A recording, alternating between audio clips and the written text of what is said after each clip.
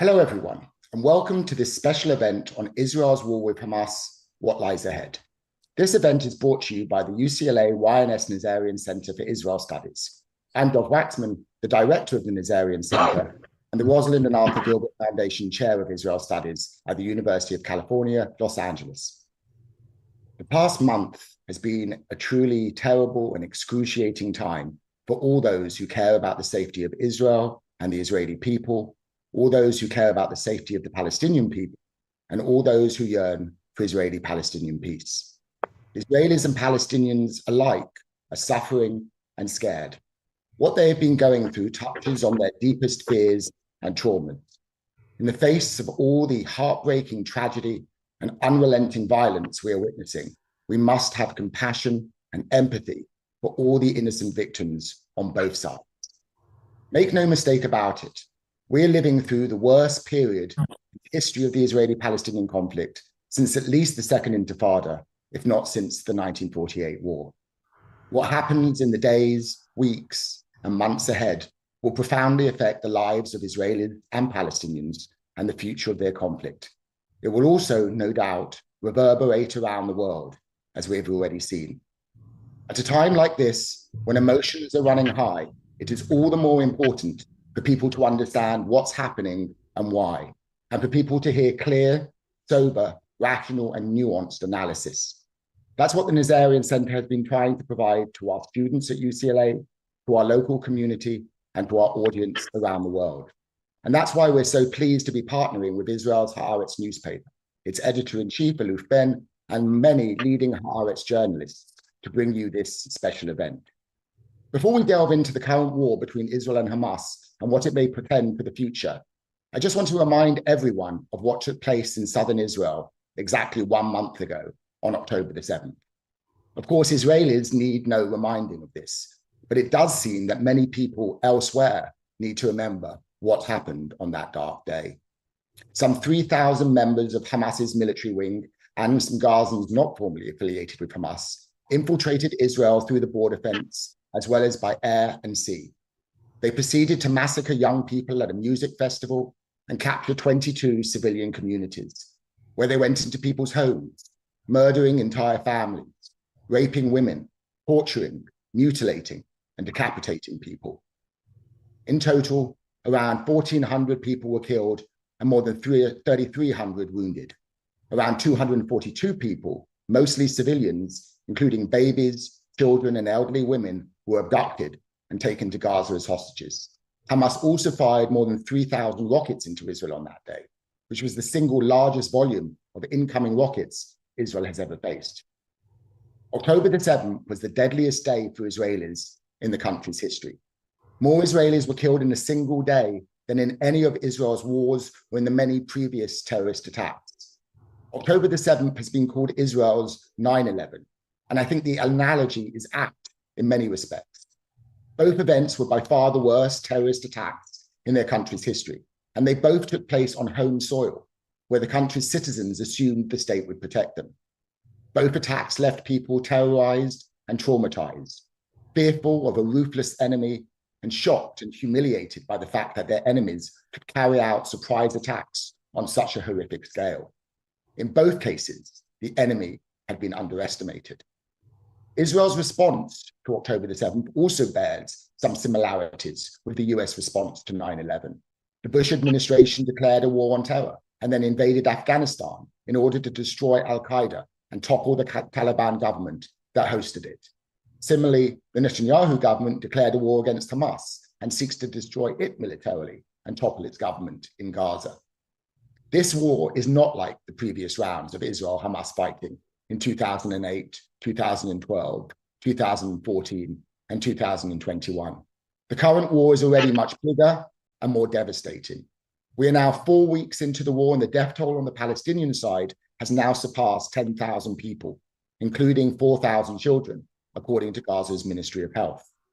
International criticism of Israel's conduct of the war is growing, and there are increasing demands for a ceasefire, or at least for a pause in the fighting, demands that Prime Minister Netanyahu has been rejecting.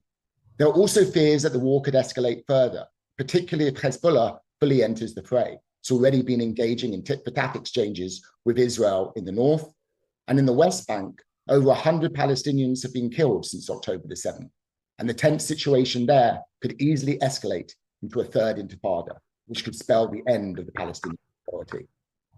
While the fighting continues, some of the greatest challenges of this war and the wider conflict lie ahead. What is Israel's endgame in the war beyond destroying Hamas? And is that really an achievable goal? What is Israel's exit strategy? Who will govern Gaza in the future? And what will the war mean for Israel's relations with its Arab neighbors, especially Jordan, Egypt, and the Gulf states?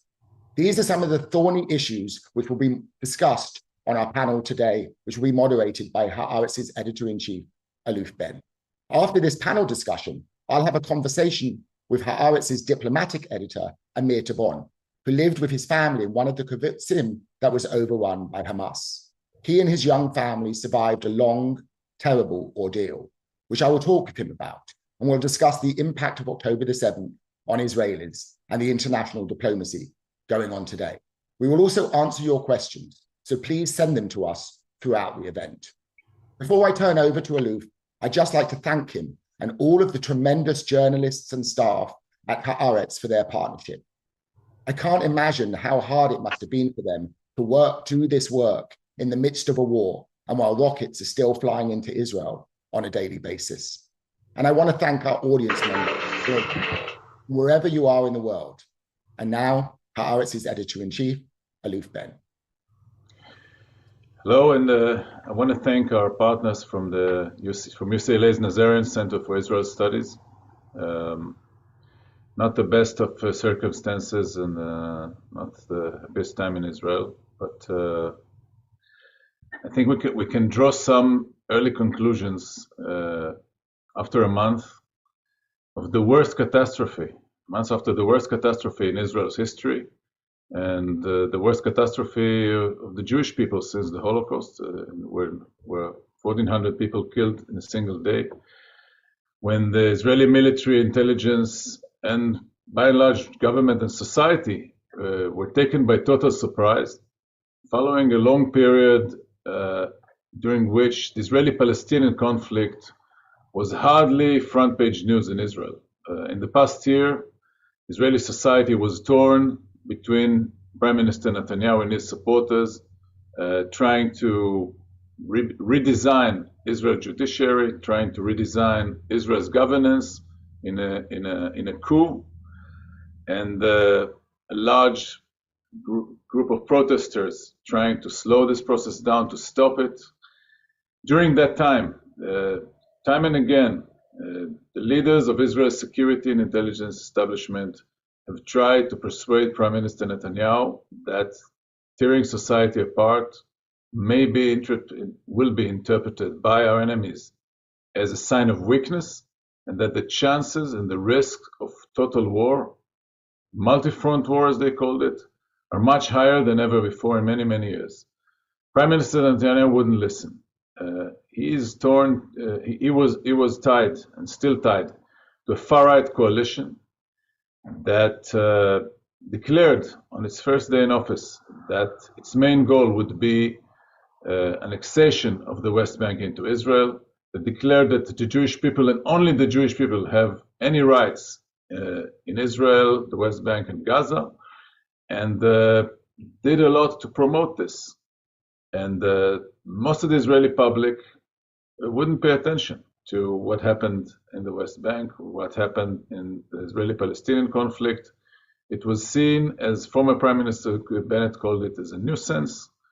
And that's why the surprise and the shock of an attack from Gaza that was, I wouldn't say the most quiet border, but relatively quiet border for a long time. Now we understand that Hamas played it quiet in order to deceive Israel into this attack. The shock was tremendous.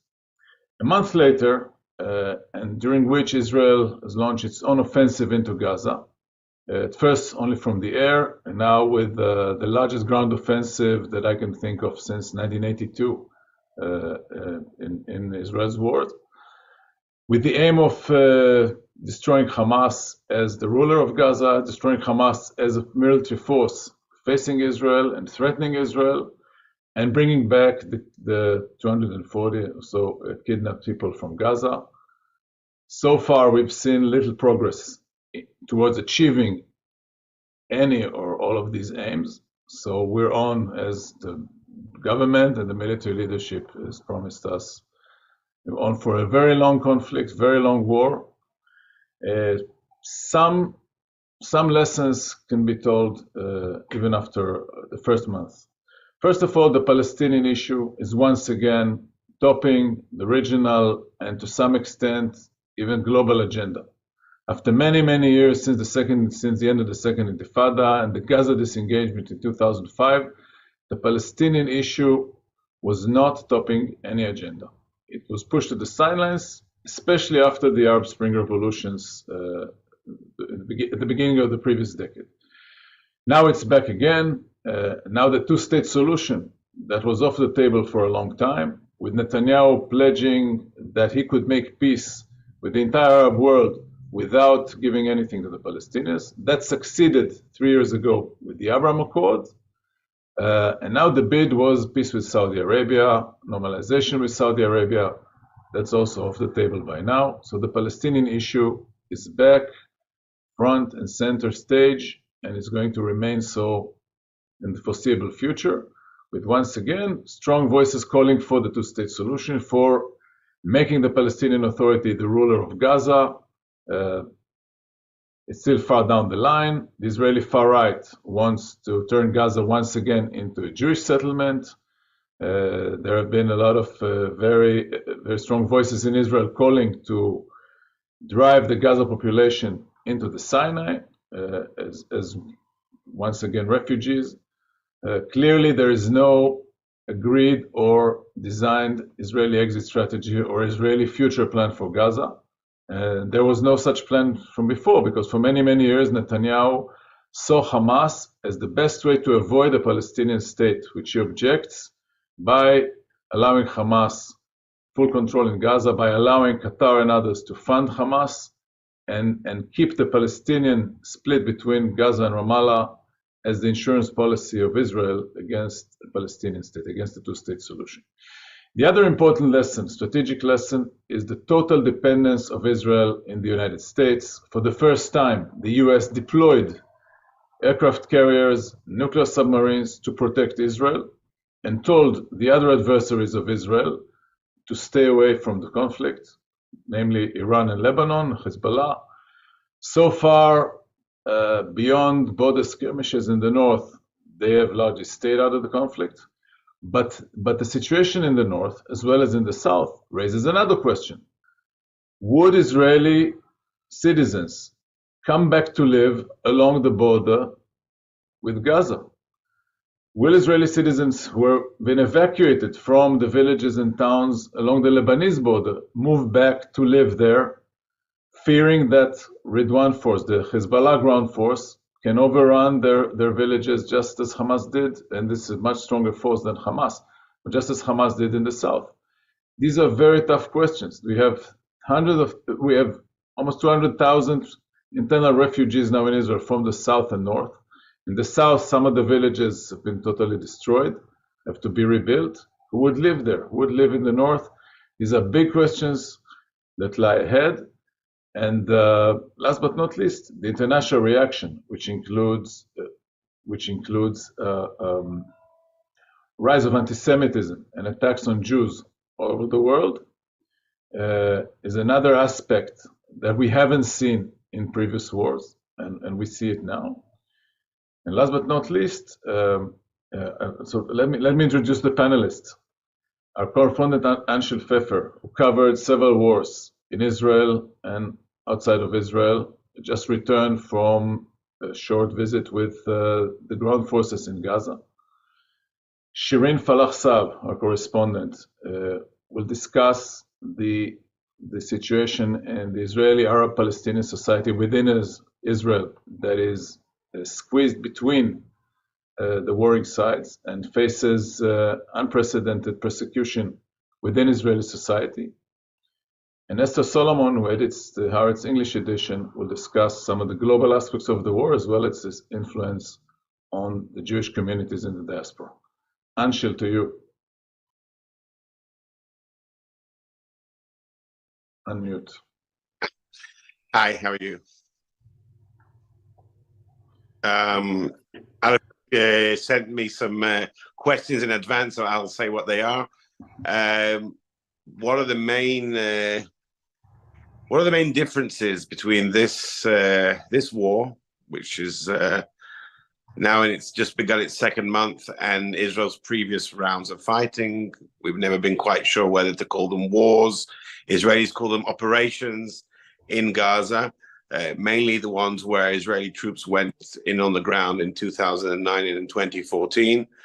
I think there are a number of main differences, which I both saw on the ground and have kind of got the impression from conversations with officers both operating inside Gaza and higher-ranking officers who are directing the battle. Let's start from the very from the very bottom. The soldiers, the boots on the ground, the infantry soldiers and the tank crews who are currently in Gaza. I think that I've never seen the Israeli army so serious. And when I say serious, anybody who's spent any time in the Israeli army or around Israeli soldiers know that whatever the level of the professionalism of the Israeli army, it's also very informal. It's an army where, after basic training, soldiers are on first names with their officers. You know, you don't usually salute an officer unless he's pretty high ranking. There's a lot of humor, a lot of cynicism in the IDF.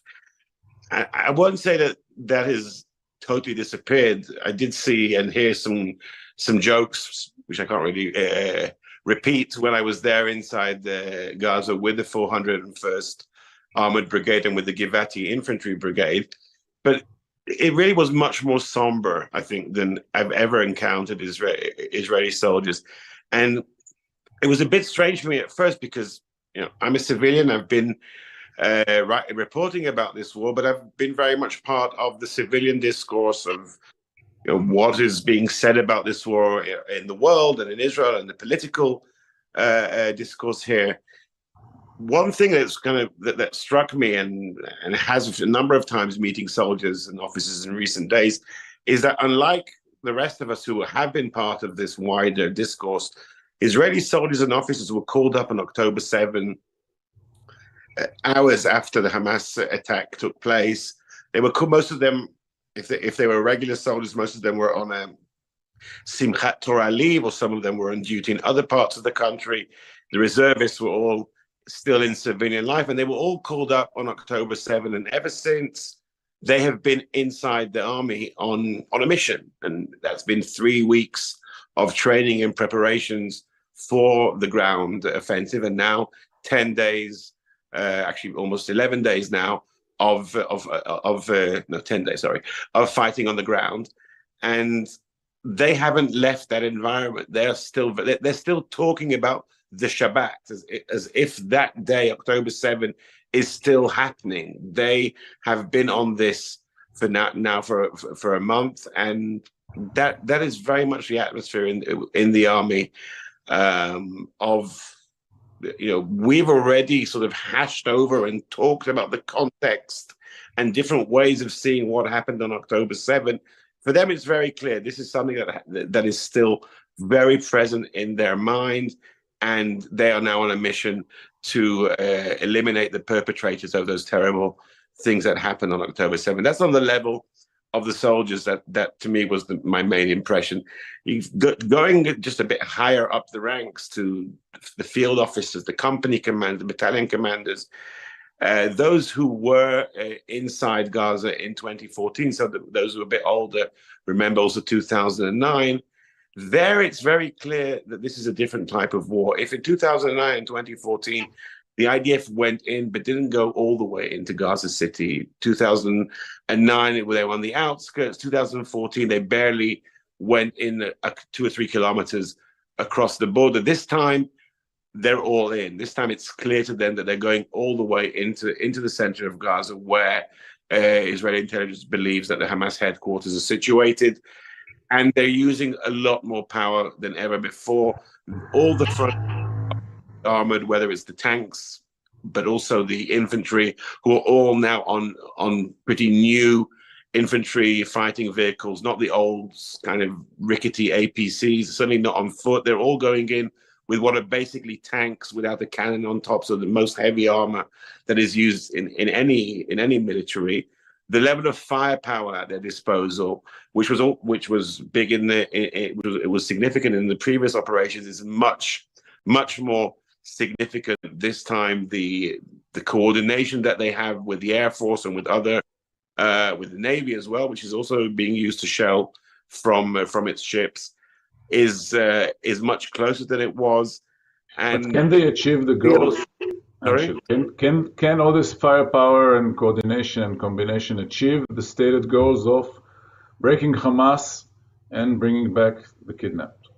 And this is where I to the third level, and this is already the much more senior officers, the colonel level and above. And when you talk to them, they've seen this before. They've been in Gaza before. They've seen how every time they had operational plans to go further in, they were stopped by the Israeli government and the pressure of the Americans and other parts of the international community. They're much more pragmatic. They understand that they haven't got all the time in the world, and that at some point they'll be told stop.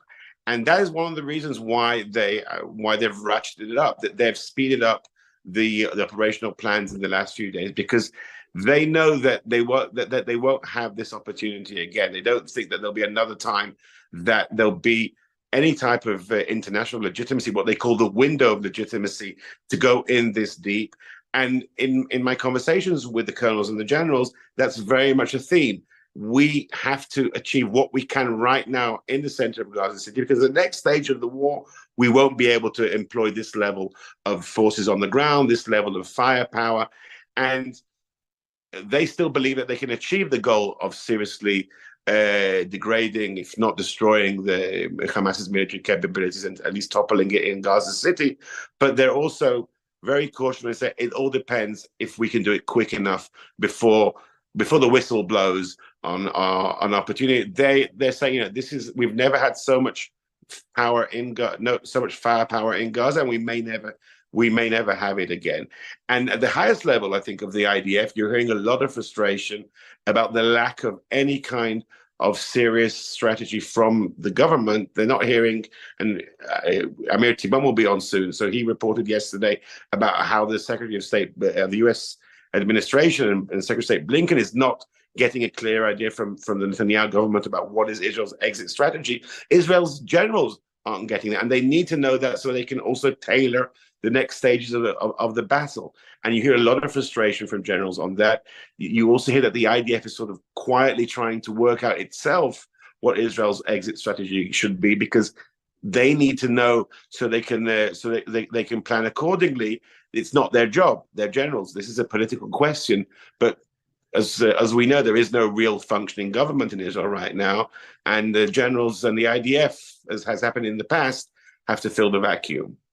And what about the Israeli willingness to take risks, to be or to sacrifice in this war? There is one soldier said to me that he misses the days when news that one soldier had been killed was something that every Israeli felt a sense of loss, and that's no longer there. 1,400 people were murdered a month ago, and ever since, every day there's been casualties, and now we're 10 days into the ground offensive and 34 soldiers have been killed. There is a sense that that the feeling of loss has been dulled somewhat. Not that anybody is blasé about this, certainly, but it's not. There is certainly a understanding that this is a war in which there will be many more casualties, and that's unavoidable, certainly on both sides. And I think that one officer said to me that, look, we've lost. This was a bit less than today. Today's 34.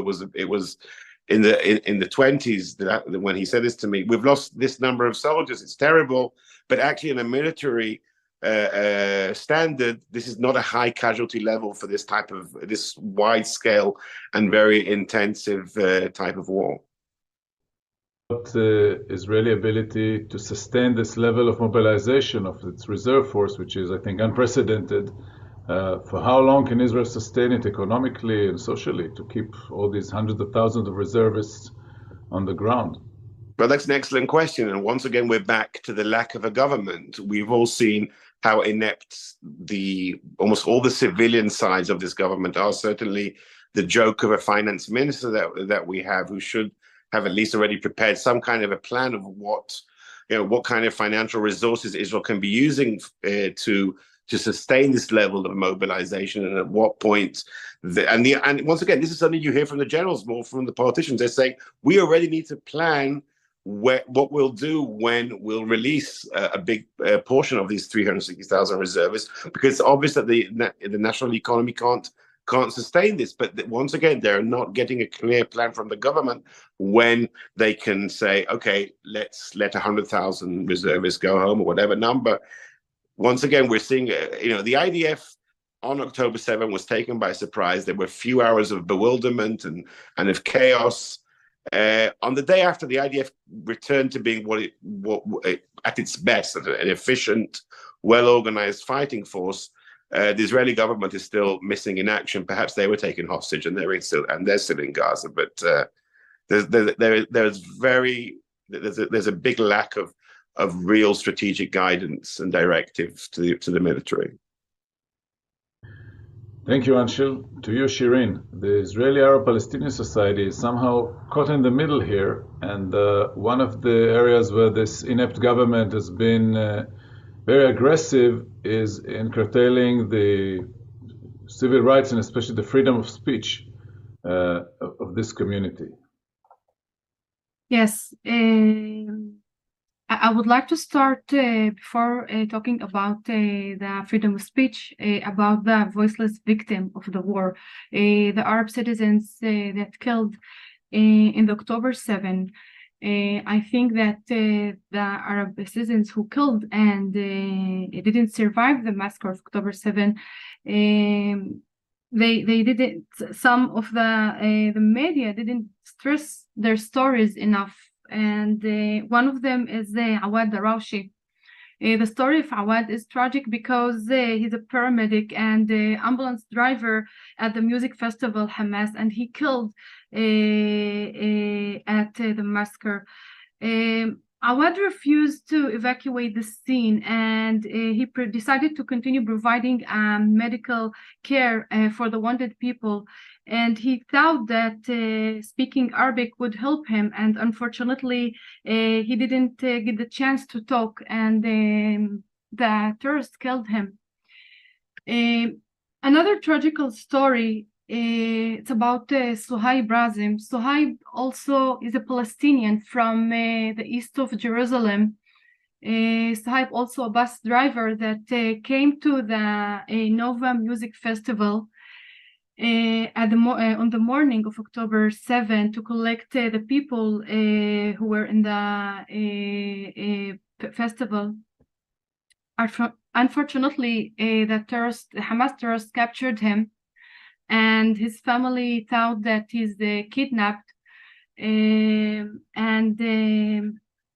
Suhaib tried to explain for the terrorists that he's a Muslim. He's speaking Arabic, and he asked the terrorist, please let me go. And in the end, they just executed him.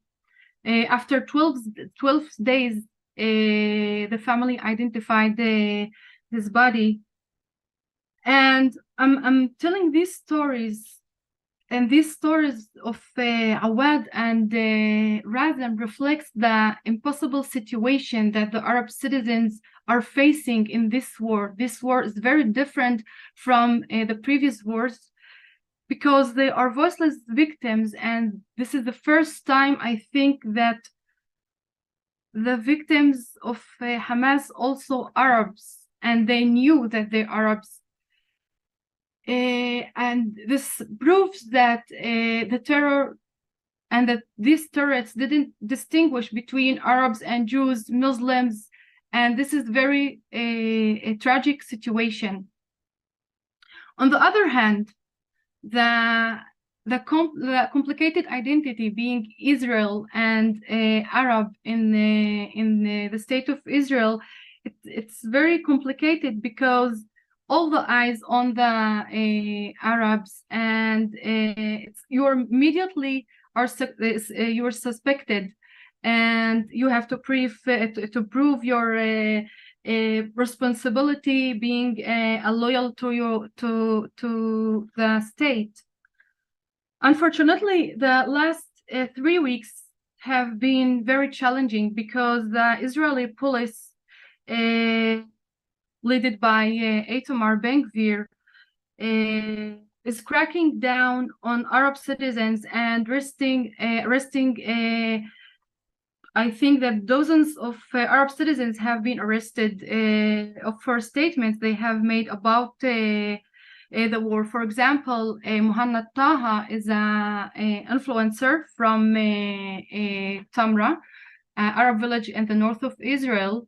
He posted a picture of children of Gaza, and this is the only thing that he posted. And after 2 or 3 hours, the policeman came to his home and arrested him, and all the social media accounts shut it down. Another thing, there's also another thing that Arab lectures was expelled. For example, Warda Saada was expelled from the K College in the Negev for sharing a post without being given her an opportunity to explain herself.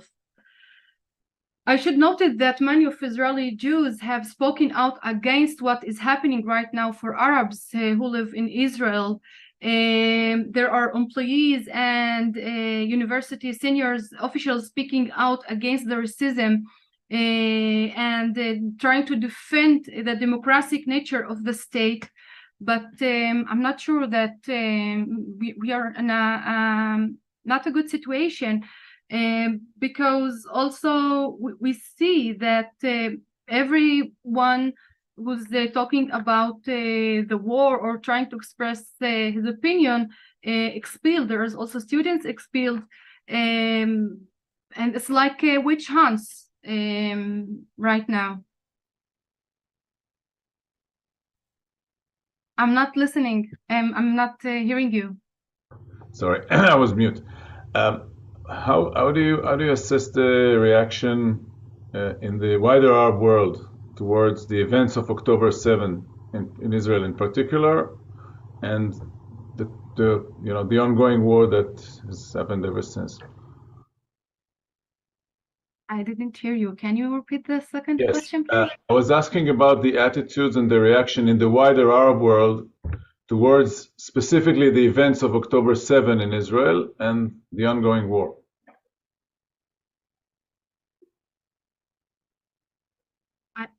I think that the framing of the war and the framing of the October 7 events are very different from what we are dealing now in Israel, and there's a gap. The Arab media in the Arab world, most of the Arab media are neglecting and ignoring the October 7 events that happened in Israel, and this is important because they just bring the Hamas leaders and the Hamas terrorists as holy warriors, and on the one side the massacre committed by Hamas is not mentioned at all, and I think this is only intensifies the hatred toward Israel. And the other thing that the Arab media and the Arab leaders, they are not referring the responsibility of the Hamas and its role in this war. And the main public attitude that Israel is fighting the Palestinians, and this is very wrong attitude in my opinion, and the Hamas leader trying to also frame this war toward the Palestinians. For example, the Hamas leader Khaled Mash'al has interviewed 3 or 4 days ago, and he said that October 7 paved the highway towards the removal of Israel. And he said also Russia and China can do more to help us.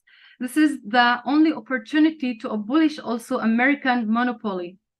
So we now more familiar also about the Hamas leader attitudes, and the Arab media is shooting and bringing these pictures to the Arab world. And I think it's the situation is worsening because the Palestinians didn't know, not all the Palestinians did not know the truth and what happened on October 7. They just see the pictures and the videos of the hostage, and they didn't be prepared. No one asked the Palestinians if they want the war or not. Like the Israelis, they also were surprised. So I think that the framing the war is very different. There is a gap between the Western media and the Arab media, and this is a challenge that Israel have to overcome and to understand the challenges that they have to deal with. Thank you, Shireen. Esther, how do you assess the global interplay of Israel's Gaza strategy, to the extent there is one, the Palestinian rising death toll under the Israeli offensive, and the resilience of the Western government backing or Western public opinion backing to Israel's reaction and to Israel's future of Gaza, future exit strategy in Gaza? Well, first of all, I'd say that definitely the scale of global outrage on October the 7th was pretty significant. But from October the 8th onwards, it was clear that there was a series of hourglasses that had been placed on the table, and that they had been turned over and the sand was moving down, but at different speeds depending on which country you're talking about. Let's take the hourglasses that were moving at a slower speed.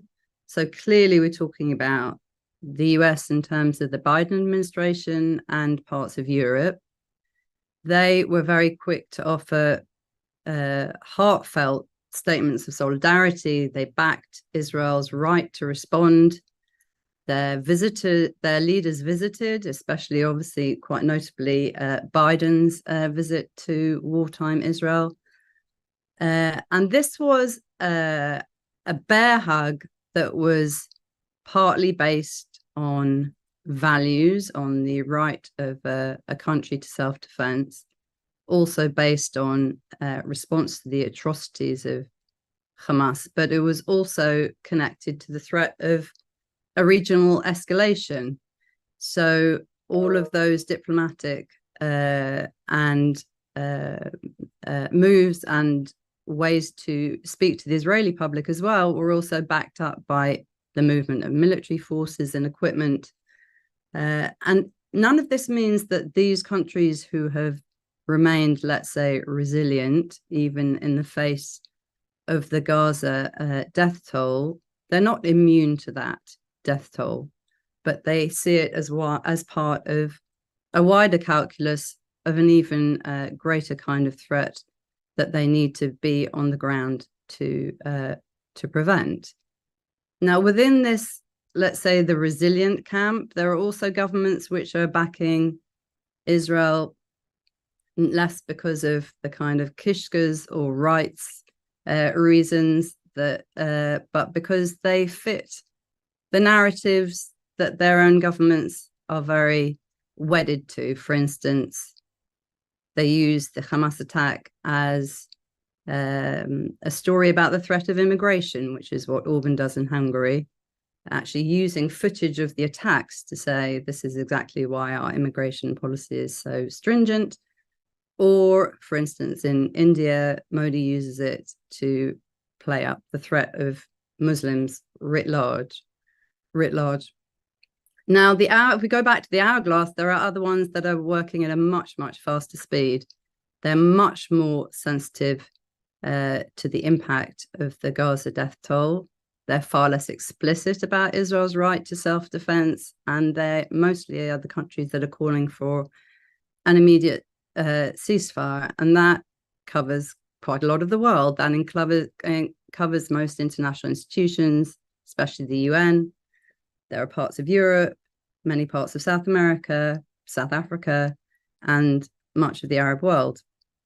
But even if you go back to the resilient camp, you see aspects of this playing out there too. For instance, the death toll is creating major internal splits in public opinion and within political parties, for instance, in the Democratic Party in the US, within the opposition Labour Party in the UK.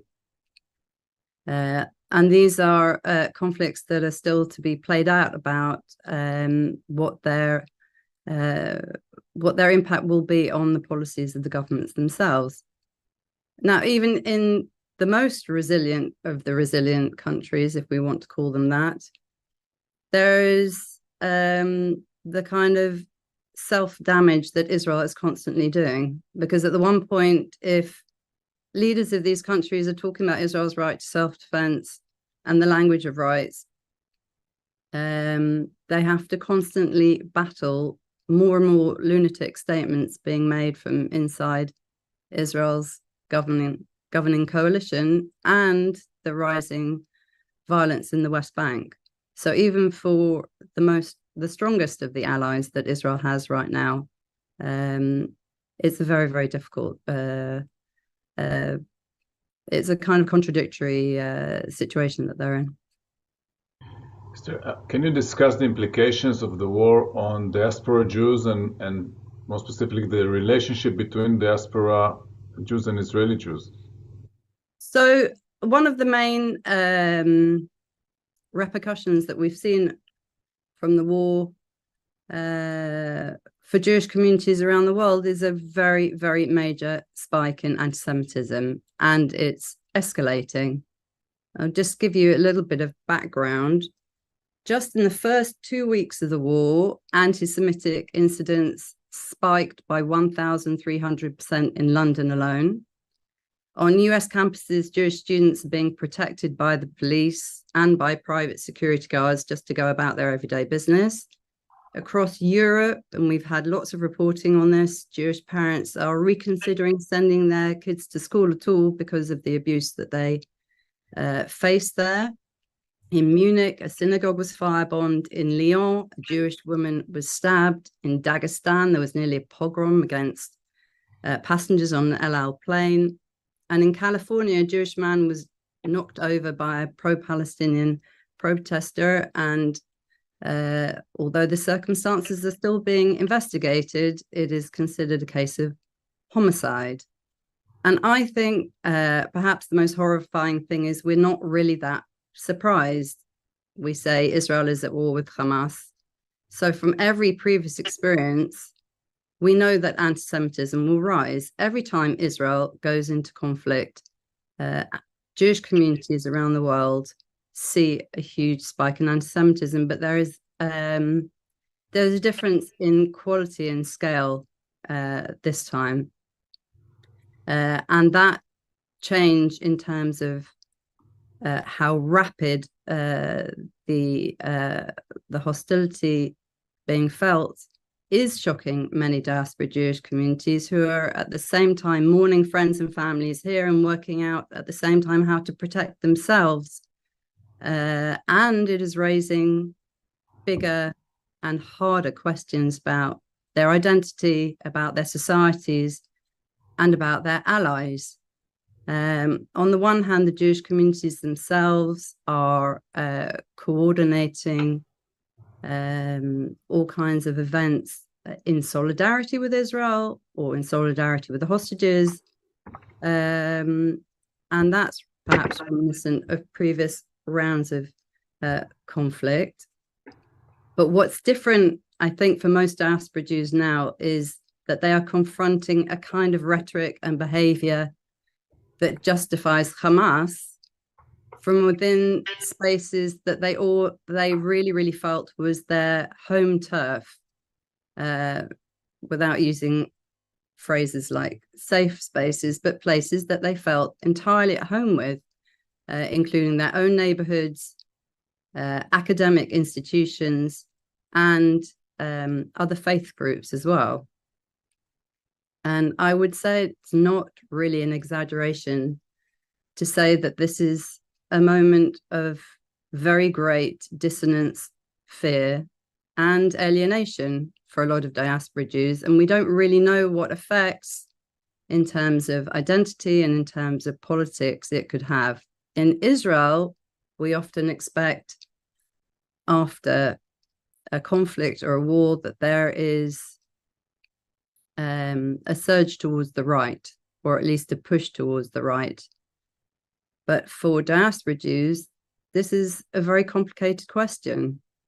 If they want, in order to feel safe, that they need more policing, or that there should be more limits on free speech on campuses, those kinds of demands are identified much more with the hard right. And many of them just simply don't politically feel that that's their home at all. So they're actually stuck in a quandary where they are questioning some of the deepest understandings of what they felt in terms of their safety and who is there in solidarity with them, and potential solutions that don't fit with the kind of political identity that they have.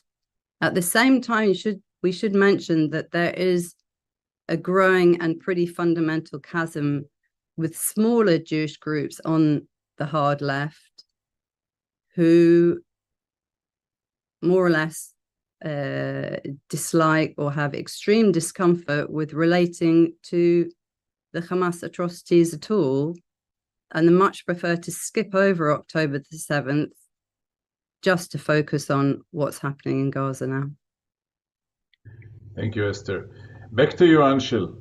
You have published a biography of Bibi Netanyahu several years ago. And clearly one of the biggest questions of what lies ahead for Israelis is the future of Netanyahu, of this government, of the political system. Are we going to see, after the war, when the reservists go back home, discharged, are we going to see a resumption of the protests, even in a more assertive and even more violent way of clashing between the supporters, Bibi, and his opponents? What is the future? I think that it's obvious that the protests will be renewed. Netanyahu has done nothing whatsoever to give Israelis, and it's no longer just Israelis who are in opposition to Netanyahu, it's many of those who voted for him or voted for other parties of the coalition just a year ago in the election in November the 1st. So we're just a year and a week from that election. He's given them no sense of solidarity, no sense of empathy, no sense of that he's in any way looking, having any kind of self-reckoning. And if Israel experienced in the 10 months between the government taking power and the outbreak of this war, its biggest and most prolonged period of protests ever, that was just the amuse-bouche. We're really, I think, heading for one of the most stormy periods of political unrest on the streets, around the Knesset, around Netanyahu's many houses, and the ones that he's now currently living in, which are not even on his own house. It's certainly unavoidable. And since Netanyahu, as you know very well, has no, the word resigned does not exist in his lexicon, and the word taking responsibility does not exist for him, then it's just unavoidable. It's going to be bigger than ever before, and it's also be interesting to see how much of his base will still remain loyal to him, because both from the polls and almost all anecdotal evidence, that base has shrunken quite significantly in the last month. Shireen, how do you see the future of Jewish-Arab relations within Israeli society? Can they be brought back even to the very fragile the normalcy that was there before October 7th? You know, as an Arab citizen, I think this is the hardest days of the Arab community. But the only thing that makes me hopeful and believing in the peace is the initiatives that started after the October 7. Together, Arabs and Jews, they are trying to help the families and also the victims of the October 7. We see a lot of initiatives in the mixed also cities like Jaffa and Haifa, and this is make me very happy and brings me hope that the things maybe will be not bad like we are facing right now. There are also a lot of organizations that trying to bring Arabs and Jews together in Israel in order to maintain the relationships that was before. And I think until also this extreme situation, most of the Arab citizens are succeeded to be integrated and trying to help Jewish people in this war. So I'm trying to be hopeful in these days. Esther, a final word from you about the threat of fake news that we see in the global media about this war, about October 7 in particular, and with the new ownership of X, formerly Twitter, I think it spreads even wider and faster than before. Can we confront it as legacy media that is trying to report things as they happen? Well, I think that pretty much within a microsecond, if such thing exists, of any conflict starting, the misinformation starts flowing. And because of the lack of gatekeepers on popular social media like Twitter, X, the spread is completely exponential. And we already know what the script is from the start, because we know what has happened in other relatively recent theaters of war. There are some local variations here, but this is basically what happens. The key effort in terms of most of the misinformation or conspiracy theories about this war is to belittle or outright dismiss the fact that Hamas committed atrocities. I think that that's kind of one of the clear themes of the misinformation. And that is backed up by various kinds of doctored information or just outright lies, suggesting that Israel has made up what happened or that it killed its own citizens to justify genocide in Gaza.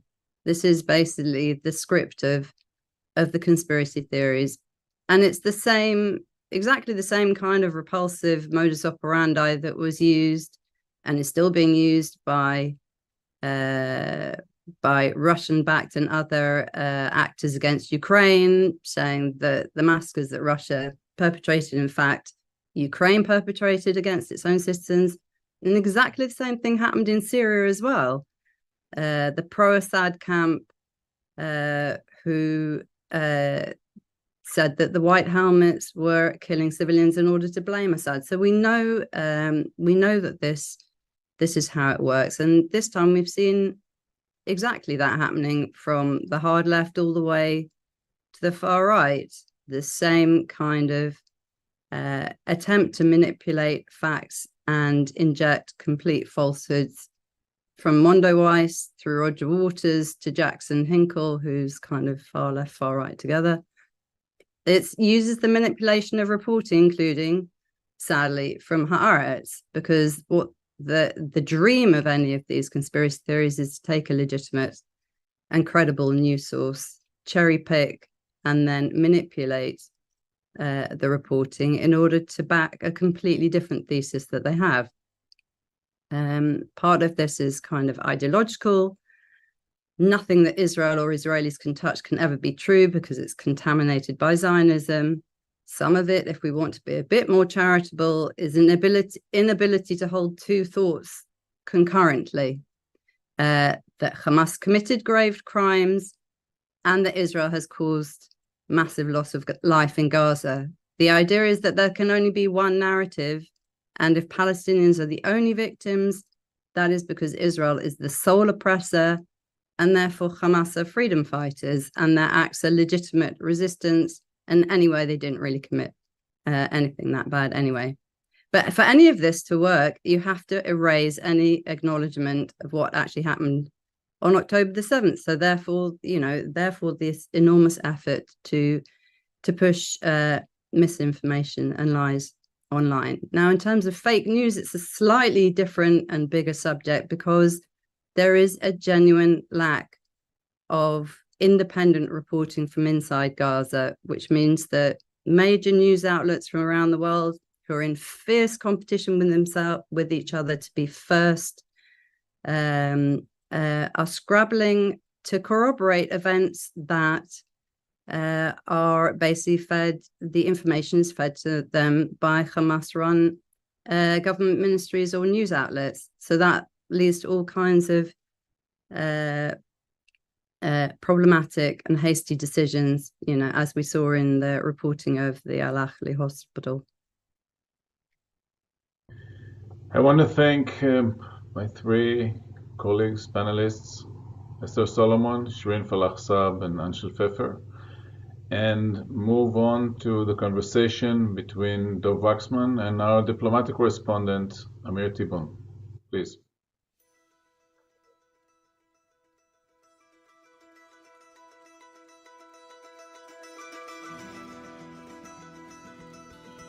Thank you, Aloof, and thank you everyone from Haaretz for that conversation. It was very enlightening for me, and I hope it was for all of you in the audience. So I want to welcome now my friend Amir Tibon, who is Haaretz's diplomatic correspondent, and we'll have a conversation and also answer your questions.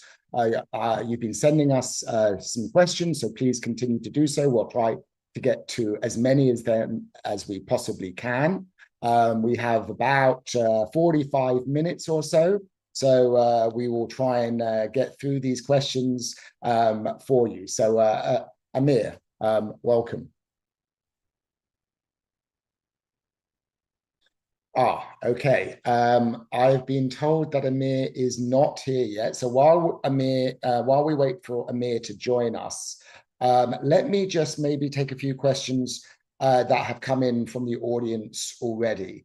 So I want to, Amir will answer, I'm sure, questions about Israelis' views, how Israelis are viewing the demands for a ceasefire, the humanitarian pause.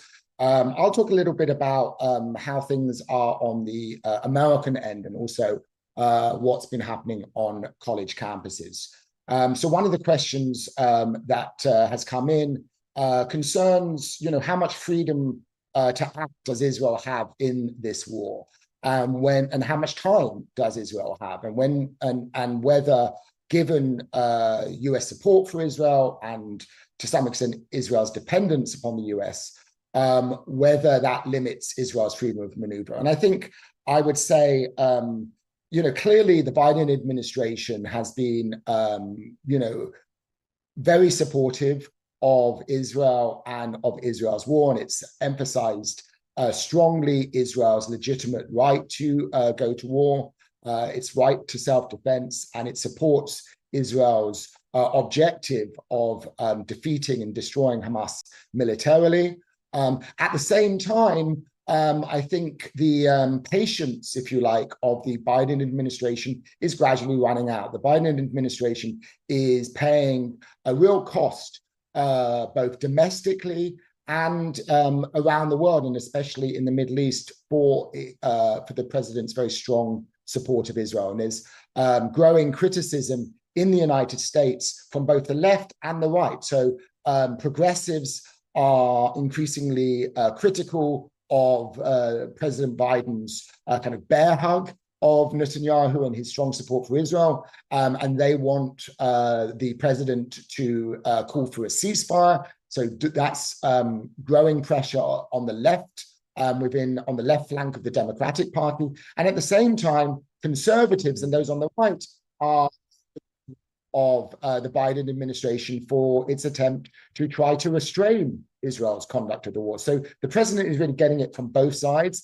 And some recent survey data suggests that he is paying a political price for his support for Israel, particularly a survey that came out from the Arab American Institute found a major decline in support for the president among Arab American voters. And while they're a very small segment of the American electorate, they are an important segment in the key swing state of Michigan. So I think there is both a concern within the administration about the political costs of this, and especially with the next presidential election approaching, and already Biden's poll numbers are not looking good.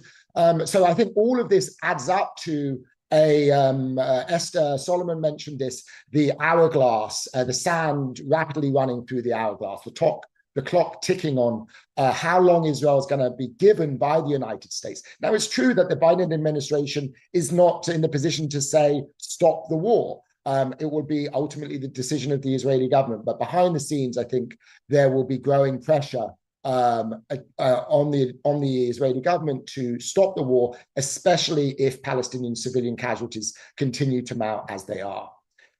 Okay, I see that now I am joined with Amir. I want to first of all say, Amir, how glad I am, how happy I am to see you.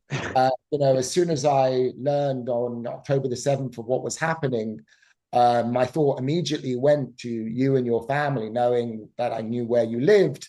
And so, just on a personal level, it makes me very happy and relieved to see you. I hope you're doing okay. I want to begin, first of all, really to ask you, how are you doing? How are you and your family doing since October the 7th? If you could just kind of tell us a little bit about that. Hi, Dov. It's good to see you, my friend, I have to say. And it's good to see many friends in UCLA, and I want to thank everyone who joined today. So October 7th, exactly a month ago, a day that changed my life, I have to say. I was, that morning with my family, with my wife and two daughters in what we call the safe room, which is a room in our home. Every home in the Gaza border communities in Israel has a room that is built of strong concrete and is supposed to be able to withstand direct hits by rockets, and also to be locked from inside in a way that is difficult to break and come in. And most families in our area, that's where you put children to sleep at night. So we were barricaded in our safe room for more than 10 hours with no electricity, no food, no light. And we had to stay very, very quiet because there was a Hamas cell directly outside our window trying to break into the house with the intention of killing us. I've written and spoken a lot about it, so I'm not going to go into all the details again. But since then, it's been a month. We are now being hosted very generously by Kibbutz Mishmar HaEmek, which is a community in north-central Israel, not far from Haifa. They have adopted the entire Nachal Oz community, the kibbutz that I belong to. They're operating a kindergarten for our children. They're integrating our older kids from the community in the local school. And life is slowly going back to normal in a sense. I mean, we are refugees in our own country. We're not living in our home. We're living in pretty basic conditions. I'm back to work. and there's a lot of work right now, Dov, as you know. There's a lot going on the diplomatic field, which is what I cover for Haaretz. But there is one problem that persists and really keeps me up at night, which is the issue of our hostages, our kidnapped people in Gaza. There are 5 people from my own kibbutz who are currently kidnapped in Gaza. There's a 14-year-old girl and an 8-year-old girl, 2 sisters, who are in the hands of Hamas. There are 2 fathers, men in their 40s. One of them is the father of a girl that goes to kindergarten with my daughter. And there's an 84-year-old woman who has lived through so much, and I just can't bear the thought that this is how, perhaps, I don't want to go into the thoughts I have about this. I just don't want to go there. So that pain is still with us, and we're trying to manage it.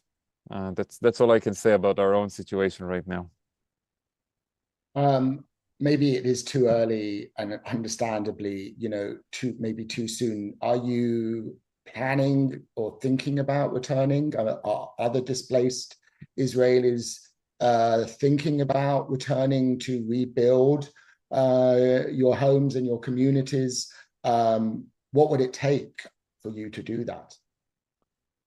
I think most of the communities along the Gaza border, people want to return home. They want to do it. They want to go back and live there. This is an area that people have an ideological attachment to. They believe it's important to be there, to mark the border with our own feet.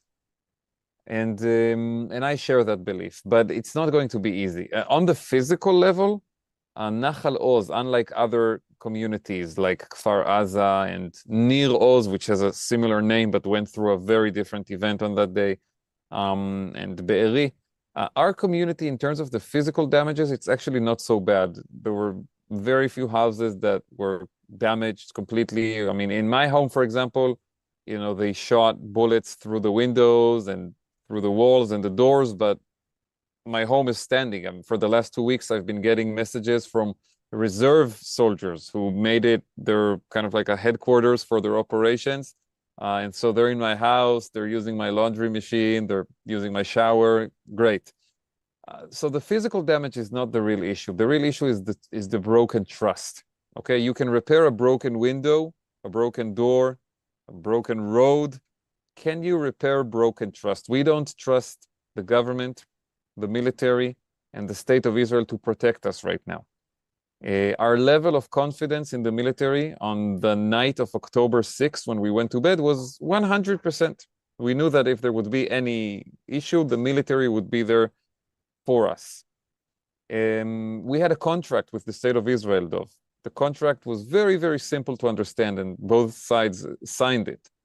We protect the border. We are there marking the border with our own feet, raising our children under the threat of mortars and rockets with no Iron Dome, because we believe it's important, and the state believes it's important. And so we protect the border, and the state of Israel protects us. At a time of need, the military, the government, they will be there. And that contract was obviously broken by the state of Israel on the morning of October 7. We held our side of the bargain heroically for years. We've been living there under the threat of mortars and rockets, raising our children, sometimes in difficult conditions, having to teach them from a very young age what is an alarm and how do you run to find shelter. We held our part, but the state of Israel was not there for us. And so the question is not if we are going back, the question is how are we going back? What would we demand of the state, of the military? And there's another component. There need to be people that we can trust. So if if there's a top military commander or a leading political leader who looks me in the eye and says, it's safe now, you can go back home, you can put your kids back to bed in Nahal Oz, I need to trust them. I don't really trust the current cast of characters. So it's a complicated question, but the short answer is yes, we want to go back. Yeah, that question of trust is completely understandable, given, as you said, the kind of abject failure of the state to protect you and your family and others on October the 7th. I wonder, how you make sense of that. We had a question from the audience which was asking about why it took the IDF so long. I mean, in your case, you were rescued by your own father, who came down, you know, he's no longer in uniform and performed a kind of miracle. You must have wondered in those long, terrible hours, where was the IDF? Why did it take so long? How have you been able to gain any sort of explanation that makes sense of why it took so long for the IDF to reach you and other communities, and just why there was this startling and stunning failure on the part of the state to protect you? It's a great question, Dov. So I'll start by saying that in the case of Nahal Oz, and this is true for many communities, there was no military that day. There were brave soldiers who eventually came and fought and saved us. There were brave policemen who were stationed in our kibbutz because they were handling this issue of the protests along the border fence for the last 2 weeks. A unit of, I think, 11 young police fighters who were there that day and participated in the battle. There were several very, very brave members of the kibbutz security team. One of them, my next door neighbor, died in battle. And they fought heroically. And there was also my father who arrived, and that story has become very famous. I'm not going to go into it. So there were a lot of brave people who were fighting and risking their lives, and some of them died. There was no military, there was no state, there was no command. Okay, the military was caught completely by surprise. The terrorists were able to overrun several of the most important bases in our area. And in a lot of communities, what happened is that when there were finally soldiers who had managed to group and arrive, they were waiting for orders that never came, because the command center itself was under attack and could not handle the situation. I can tell you that in the morning hours, there was a group of, I think, 6 combat soldiers from the Special Forces unit that made their way toward our kibbutz. And along the road, they were ambushed by a Hamas cell, and a gunfire erupted. They managed to kill and injure many of the Hamas fighters, and within their own force, 3 of the soldiers died, and the 2 others were severely wounded. And later, when my father arrived, he arrived at the scene of the same ambush, and he helped those who were wounded finish the fight and kill the terrorists. Now, these soldiers did not wait for orders. This was a very small and brave group of fighters who understood what was going on. Their commander understood that now was not the time to wait for the headquarters. Now was the time to try to save people. And just by trying to break through and attracting some of the terrorists' fire and engaging in a battle and killing and injuring them, they did something very important. Unfortunately, in many other places, people were waiting for orders that did not arrive. Now, on the broader level, this will be a shorter answer. Israel, a few years ago, completed the underground wall that was supposed to protect us from Hamas's tunnels that they were digging from Gaza underground into Israel.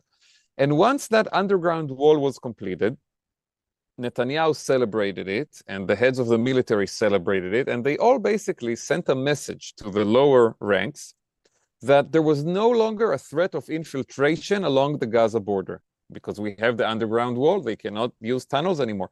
And they began to remove forces from our area and to remove resources from our area.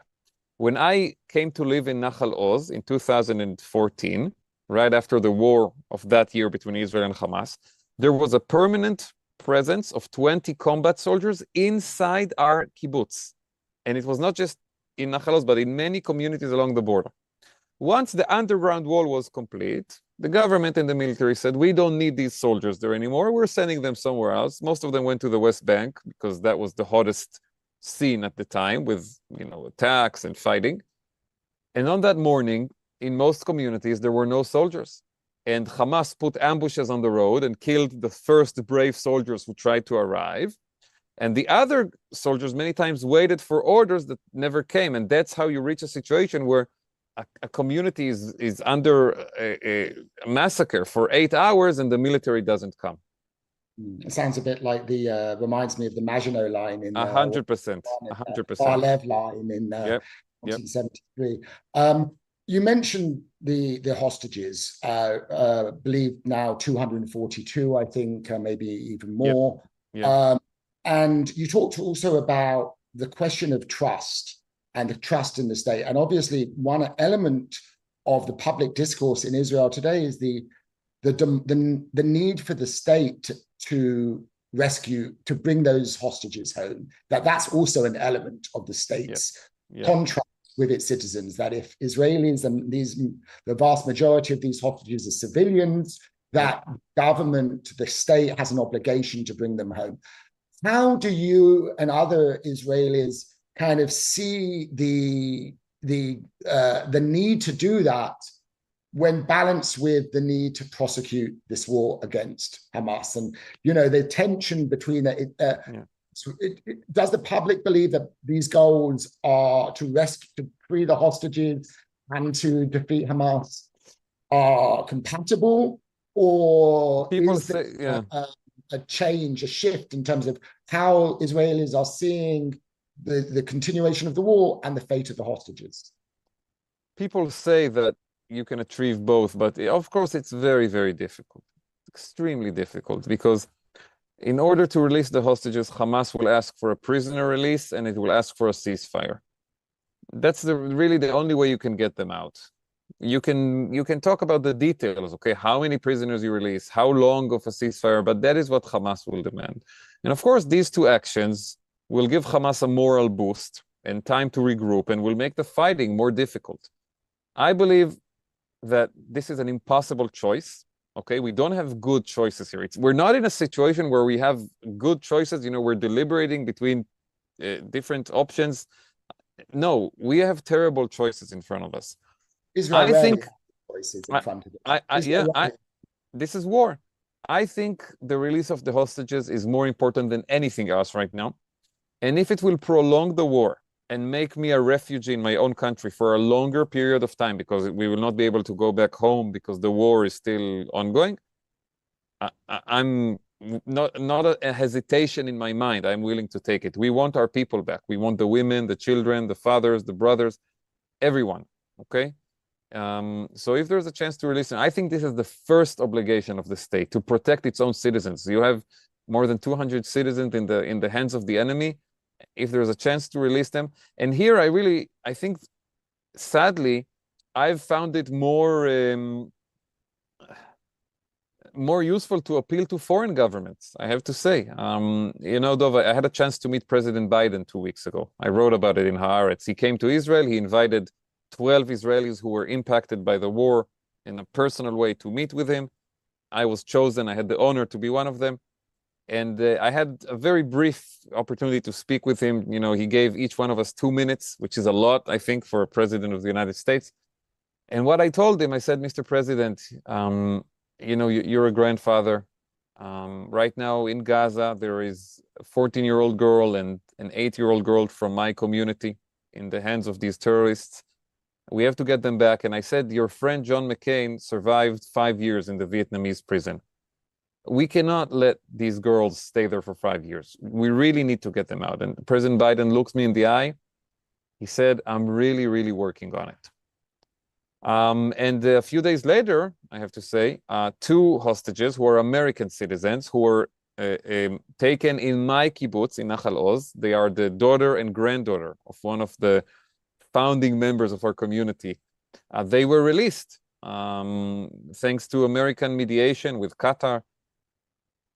I hope the American government will do more to release these people. Use every diplomatic tool at your disposal. Qatar, Egypt, whoever you can talk to. I understand it will not be an easy choice. It may prolong the war. I will be one of the people affected by the prolonging of the war. It's not even a consideration. I mean, if we can get them out, that's the most important thing. Do you think, so one of the, what the Biden administration is currently pushing for is a humanitarian pause to give some time for these negotiations, hostage negotiations to go on in order to try to release more of the hostages, if not all of them. Do you think, so far, Prime Minister Netanyahu has rejected that. He adamantly rejected it when he met with Secretary of State Blinken over the weekend. He seems to be maybe somewhat shifting his tone over the last 24 hours. Do you think there would be support among the Israeli public for a kind of humanitarian pause in order, if for no other reason, than to help secure the release of the hostages? Yeah, I think it must be part of the deal. I mean, if you're doing a humanitarian pause, ceasefire, however you want to call it, Israel must get hostages. Hopefully all of them, realistically, at least a significant amount of them.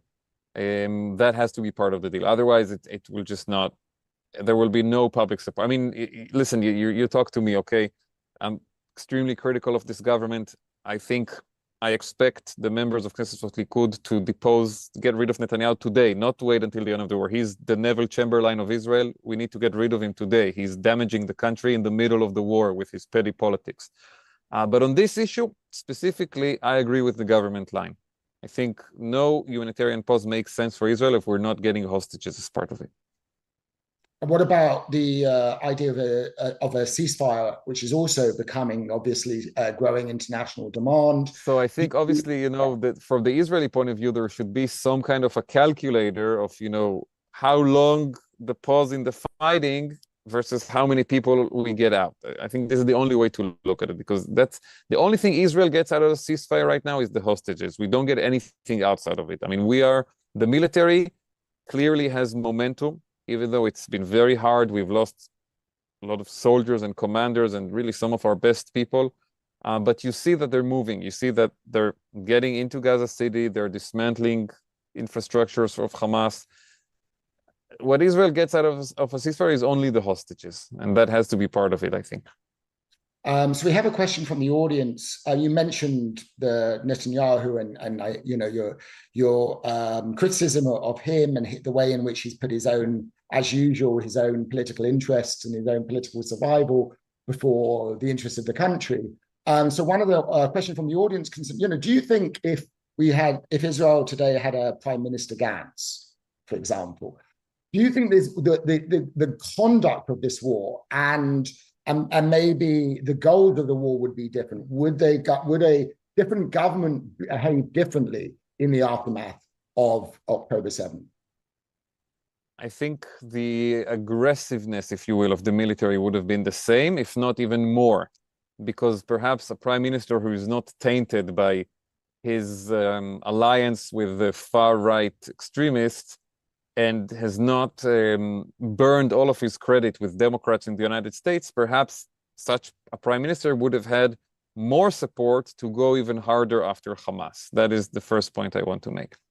Second point, I think such a prime minister would have had a more unifying effect on the people of Israel. Netanyahu is the most divisive figure in Israeli politics today. Half the country simply does not trust a word that comes out of his mouth. It's been a month of fighting. He's not met people from the Gaza border communities, just hasn't met any of us. He's not met, families who lost sons and daughters in the fighting, soldiers. He's not gone to funerals. And he's not going because he's afraid of public criticism.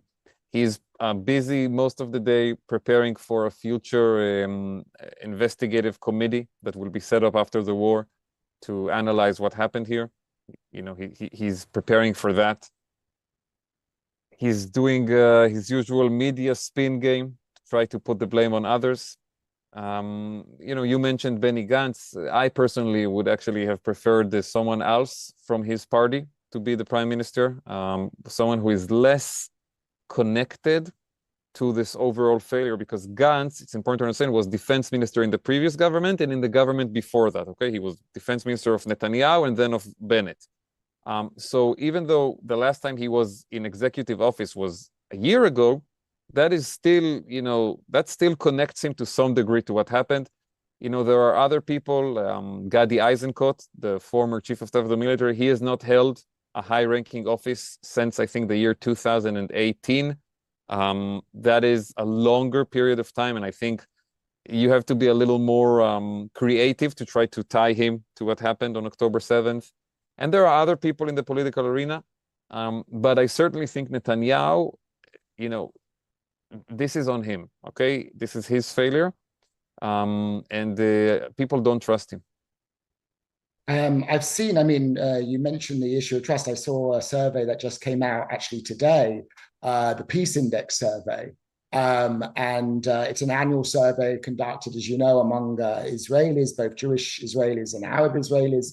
And you know, one of the things that was remarkable in that was that at least among the coalition voters, you know, there's still some support for him. I mean, certainly he lost support among, he never had it to begin with, but he's really created among the Israelis in general. But I'm wondering, you know, he is, of course, the great survivor. He's been counted out many times before. How long he can cling on for, because the nature of Israel's parliamentary system basically leaves it up to the coalition itself to really decide, you know, when or whether there'll be elections. So do you think that this government and Prime Minister Netanyahu in particular can cling on for not just the next few days or weeks, but even well beyond that? I don't want to make predictions about the future, though, but I can tell you one thing. The people who led the protest movement against Netanyahu in the last few months, when he tried to dismantle the judiciary instead of preparing Israel for this war, most of them are now fighting. They are in uniform in the reserve forces in the north and in the south.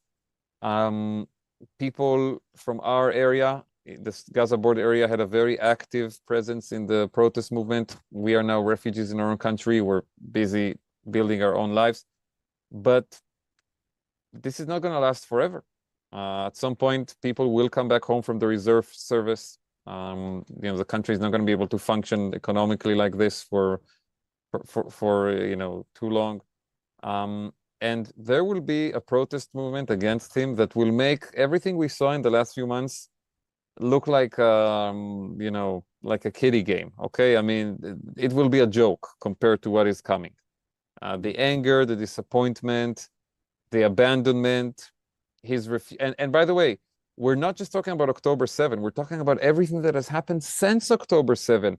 You just look at failure after failure of the state and the institutions to take care of these refugees in our own country. You know, people from the south and the north who are relying on the good heart and the solidarity of the amazing people of Israel. I mean, what we discovered in this last month is that we have a shameful government, but we have an amazing people. The people of Israel have really stood up to the moment. Communities are hosting people from all over the country. People just want to help in any way they can and support and volunteer. That's the good part of the story. But as for the government, you know, when people will start to come back, they're going to feel the heat.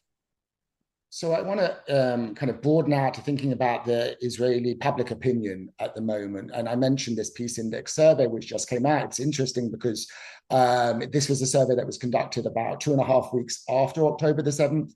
And since it's a monthly survey, we can compare the results from the September survey. And what this survey found was a dramatic decrease in the willingness of Israeli Jews to negotiate peace with the Palestinians. Support for negotiations among Israeli Jews declined from 48% in September to just 25%, so just 1 in 4 Israeli Jews now support negotiations.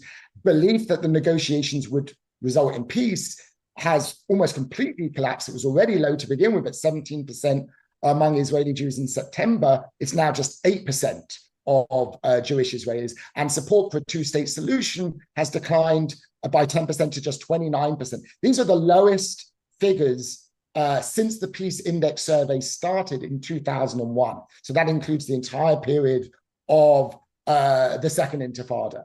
At the same time, the survey found that there's also decline in support for the continuation of the status quo, that Israelis want a different situation, but they really don't believe in the prospect of negotiations. At the same time, outside of Israel, I'm sure you're aware that there's a growing sense that, you know, there needs to be some sort of political solution here. Yep. The Palestinian Authority have made it clear that they won't return to Gaza if Israel is even willing for that to happen without there being a broader political. So how do you see this? Do you see this public mood in Israel as just a kind of temporary response to this profound shock and trauma? or do you see this as a shift? And what do you think, in putting your hat on as the diplomatic editor now, what do you think this means for the prospects of diplomacy going forward? I think this is a natural response, because what we saw a month ago was shocking. And there was a sense of betrayal associated with it, because in some of the communities, there were people from Gaza who came in as day workers to work in agriculture and in construction. And I can tell you the communities on the border were proud to employ workers from Gaza. They were paid, more than 10 times the daily salary they would have made inside Gaza. There's one friend of mine from the kibbutz who works in the agriculture, and he was, their point of contact. He was responsible for employing them. He said, I was so proud to see the pictures in their phones of the homes they were building in Gaza from our salaries. Okay, and they would show him, the houses they're building and the children that they could, invest in education for. And in some communities, I'm not saying that, necessarily in ours, although there are suspicions, but in some communities, we know for a fact that these same people were spies for Hamas, were collecting intelligence and giving that information to Hamas to help them plan this atrocious attack. So the sense of betrayal and mistrust runs very deep. I will say, though, there are also other stories. There is a story that became famous in recent days about a Bedouin family from the city of Rahat that saved dozens of people from the music festival where Hamas committed a massacre. Hamas came to this music festival outside Kibbutz Re'im and slaughtered 260 people. And there was a family of Bedouins from the area. One of their cousins was there, and they helped rescue him along with dozens of other people. And I met Muhammad Darawshe, who was a longtime peace activist in Israel. His nephew was murdered in that party. He was a paramedic. He was treating injured people, and the Hamas saw him and killed him. And by the way, Hamas killed dozens of Arab citizens of Israel on that day. And the people who were on the scene said they were especially cruel to them because they saw them as traitors and collaborators. And we have now Arab doctors and nurses in the hospitals who are treating the wounded soldiers that come in from Gaza. It's a complicated picture. I do believe, at the end of the day, there has to be some sort of a joint future in this land, in this country for Jews and Arabs. But right now, it's impossible to imagine it, Dov. It's impossible to see it. It's painful, but it's impossible to see it because what happened on October 7 was a life-changing event for many people. And it will take time to think of ideas and solutions. But right now, I think the main focus, first of all, is on defeating Hamas, because without doing that, we know there will always be this extremely negative, ruthlessly violent organization that will try to do everything it can to disrupt any kind of coexistence and peace in the land. I mean, think about it. What they did with this attack, the Netanyahu government was openly discussing the possibility of enlarging the number of Palestinian day workers from Gaza who would come into Israel. I had a story about it 2 weeks before October 7th. They were talking about it in the open. This government agreed as part of the visa waiver negotiations with the US to allow the hundreds of Palestinian Americans in Gaza to have very easy entry into Israel and get a visa for 3 months. I don't know if any of that will ever happen again after October 7. I mean, the calamity that Hamas has brought on Gaza, it's even worse than what they did to us in Israel. And so this is, these are important questions, but I think it's too soon for them. Yeah, so in a way, the already yawning divide between Jews in Israel and Palestinians in the West Bank and Gaza has only widened further since October the 7th. But maybe the divide between Jewish and Palestinian Arab citizens of Israel has somewhat maybe narrowed, and because, as you said, the recognition that there was great acts of heroism by Arab citizens of Israel. And Dov, there's also an issue of political leadership here, and there is, a political leader in Israel I want to mention, Mansour Abbas. Mansour Abbas watched the horror video that the Israeli military has assembled, showing the atrocities that Hamas committed on that day. He watched it and he later spoke, not just in the Hebrew media, but in the Arabic media, about the impression that it made of him. And he said, these are crimes. This is against the values of our religion. A member of his own party who refused to watch the video made an abhorrent statement saying, it's not as bad as people say. So he just, viciously, criticized her for it and said that she will not run in the party next time there's an election. He's not accepting her. This is the action of a leader, okay? And that makes a difference. And if there's one bright light after a month of terrible fighting in this country, it's the fact that so far we have not had an internal front like we had 3 years ago in Operation Guardian of the Walls, when you had terrible violence committed by Arab citizens of Israel, and in some cases also Jewish citizens of Israel against Arab. I mean, that is not happening right now. And after 1 month of fighting, we have to be grateful for that. Absolutely. But Shireen did mention in her comments earlier, what the kind of repression that some Arab citizens of Israel have experienced, and there've been arrests for posting things on social media. How do you? I mean, is there a danger of what I'm a political science would call democratic backsliding? Oh, for sure. In this kind of repression of this, and could that spark the kind of Arab Jewish violence and tension that maybe some like Itamar Ben-Gvir would be only too happy to exploit?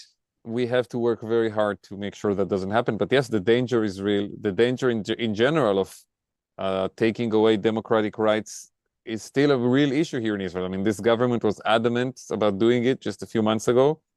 Right now, they've been in a state of shock for a month, but they could regroup and try to do it again, and we would have to find ourselves fighting two fronts, if you will, against the Hamas that is trying to kill us and against the government that's trying to take away our rights. But at the same time, though, there is also some momentum in the opposite direction that must be considered, okay? I mean, we saw a historic event this week in the Knesset when a coalition led by, ultra-Orthodox, ultra-religious parties allowed the passage of legislation comparing the conditions of LGBT Israelis when it comes to recognizing the families of those who are kidnapped in Gaza. And even some of the ultra-Orthodox lawmakers supported this legislation. This is not something you could have imagined months ago. So there are different forces pulling Israel in different directions right now. There is, still the danger of the far-right Ben-Gvir faction. But there are also positive forces that are trying to take the country in a more sane direction right now. How do you see, I think maybe we have time for just a couple more questions, the impact of Israeli military casualties affecting this? Because now that Israeli ground troops are inside Gaza and now have entered Gaza City, where there is intense, fighting and many dangers, there's likely to be growing Israeli military casualties.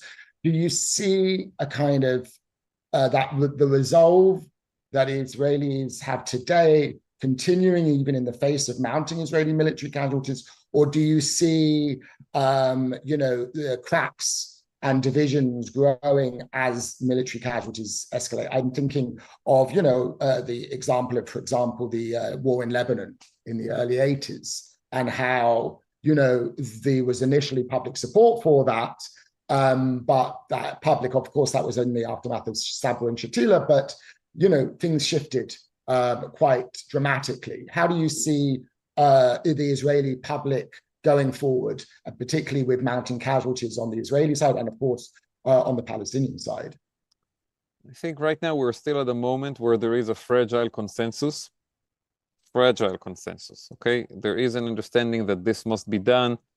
I've been in touch with families of soldiers who died protecting my community, and also some who later, who protected my community on that day and then later fortunately died in the fighting inside Gaza. Right now, there is a strong sense of this has to be done. This is the price to be paid. There is a sense of a sad sense of pride. I hope we can keep it, but it's very difficult to keep it over time. It's difficult because of the political divisions in the country. It's difficult because of the forces that are trying to pull the country in different directions. If at some point there will be a ceasefire, if there will be some kind of an American ultimatum, I don't know how Netanyahu will respond to it. I mean, Netanyahu owes a lot to President Biden right now. Biden, in the first 2 weeks of the war, made several interventions that were crucial to Israel and also helped Netanyahu himself politically. I mean, Netanyahu... Not known for his gratitude, though. Yeah, listen, this is the most selfish, egoistic man on the face of the planet. But still, I mean, Biden, he owes a lot to Biden. It's a consensus that still exists. I feel it in the street, I feel it in conversations, but it's a fragile consensus because the issues of division are slowly raising their heads again, and it will be difficult over time to keep it. Well, I want to thank you, Amir, for sharing your story and for giving us a lot of great insights into the mood of the Israeli public at this point. And I also want to thank everyone at Haaretz again for their partnership.